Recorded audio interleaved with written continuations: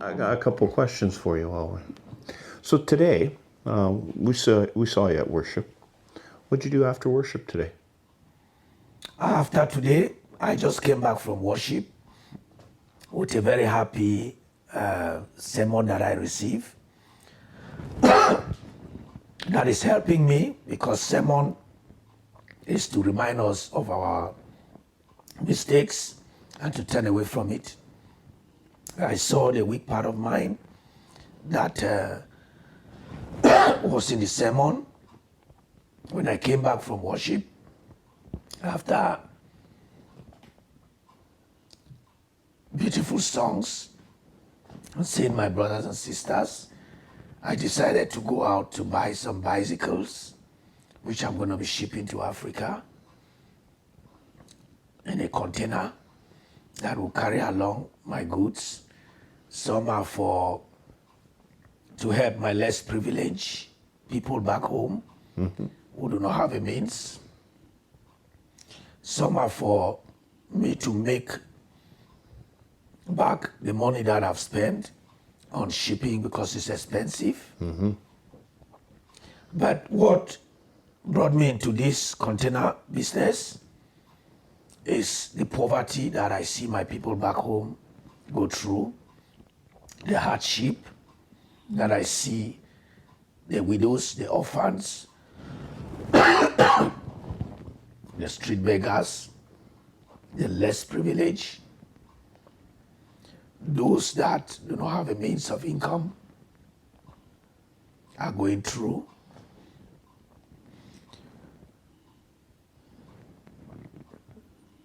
To see how I can help them and to fulfill God's plans in my life. Nicholas, I know that in the past we've dropped off some clothes and that to you that you've also sent back to Africa, right? Yeah. Yeah. How long have you been doing that? Yeah, I've been doing this container business for the past 5 years. I started 2017 when my family came here. And I try my best to stay in it, even though there are some losses, because sometimes I spend and I don't recover what I spend. But I won't complain about that because the source of what I do is from the Lord. And it makes it happen when there seems to be no way. And I've been having a lot of volunteers that have been helping me, bringing things, sacrificing their things for me to take home and to help those that need my help. I'll give a special thanks to them.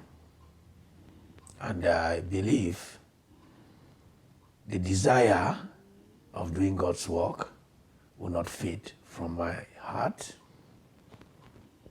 God should continue taking me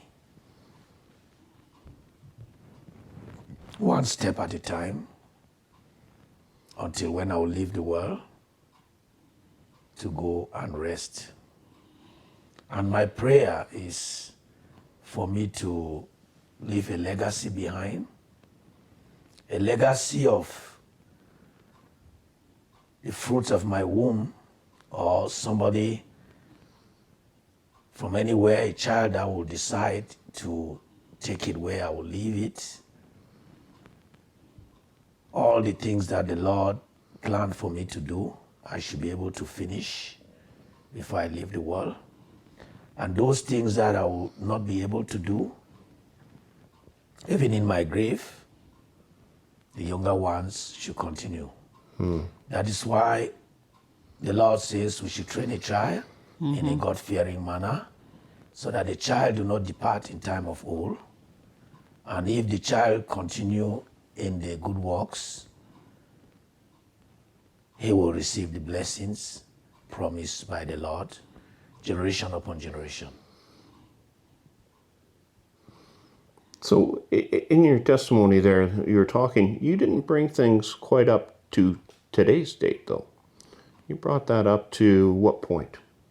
Yeah, I ended it when I got to America. And from America, And we're now here in Canada. So, there's a whole nother chapter that you have to talk about, don't yeah, the chapter when I was still in America, and when I tried to have my PR there, green card, I got adopted by my retired sister, the one who built up the congregation in Wotutu. She is my mother. She is my sister.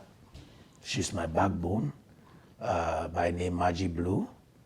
She tried my adoption, so I can permanently stay in America after my 3 years. Nice.